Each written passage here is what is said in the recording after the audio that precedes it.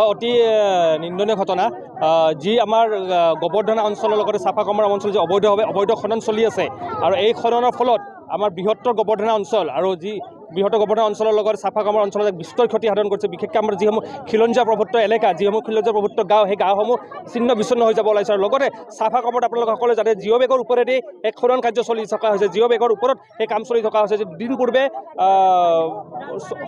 বৰ্ণনগৰ ৰাজহ চক্ৰৰ বিষয়া আহিছিল যদিও দুদিন সেই কাম বন্ধ হৈ আছিল। তাৰপিছত বুঢ়া আঙুলি দেখুৱাই পেলাই সেই আকৌ খনন কাৰ্য ইতিমধ্যে চলি আছে। আপোনালোকে জানে সকলোৱে যে গোবৰ্ধনা অঞ্চলৰ যি গামাৰগুৰি অঞ্চল এখন খিলঞ্জীয়া প্ৰভুত্ব ঠাই, খিলঞ্জীয়া প্ৰভুত্ব অঞ্চল। আৰু যদি সেই অবৈধ খনন চলি থাকে সেই খিলঞ্জীয়া প্ৰভুত্ব অঞ্চলসমূহৰ তাৎপৰ্য কি হ'ব তাক লৈ কিন্তু আমি ছাত্ৰ সন্থাৰ লগতে কিন্তু ৰাইজ কিন্তু আজি চিন্তিত হ'ব লগা হৈছে। আজি আমি ৰাইজ ওলাই আহিছোঁ। আজি মই সদৌ বৰপেটা জিলা ছাত্ৰ সন্থাই আজি আমি ইয়াত আহি প্ৰতিবাদ কাৰ্যসূচী হাতত লৈছোঁ।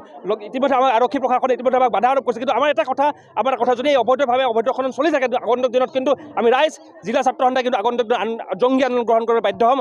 আৰু 2013 চনৰ পৰা যেতিয়া আমাৰ গোবৰ্ধনাত গামাৰগুৰি অঞ্চলত যেতিয়া খনন কাৰ্য আৰম্ভ হৈছিল সেই সময়তে গোবৰ্ধনাৰ প্ৰতি এক ভয়াৱহ প্ৰলয় আহিছিল। সেই অঞ্চলসমূহ বিভিন্ন ক্ষেত্ৰত তাতে আপোনালোকে সকলো নামঘৰৰ পৰা আৰম্ভ কৰি খিলঞ্জীয়া ঠাই এখন, খিলঞ্জীয়া প্ৰভুত্ব এলেকা, সেই প্ৰভুত্ব এলেকাসমূহ বিভিন্ন ক্ষেত্ৰত এই অবৈধ খননৰ ফলত গাঁও শেষ হৈ যাই আছে। আমি কেতিয়াও মানি নলওঁ, ৰাইজ কেতিয়াও মানি নলওঁ। আমি ছাত্ৰ সন্থাই স্পষ্ট মত, যদি আজিৰ পিছত আমি যে কাৰ্যসূচী লৈছোঁ আৰক্ষী প্ৰশাসন লগতে বৰ্ণনগৰ ৰাজহ চক্ৰৰ বিষয়াক আমি অনুৰোধ জনাইছোঁ, হস্তক্ষেপ বিচাৰিছোঁ।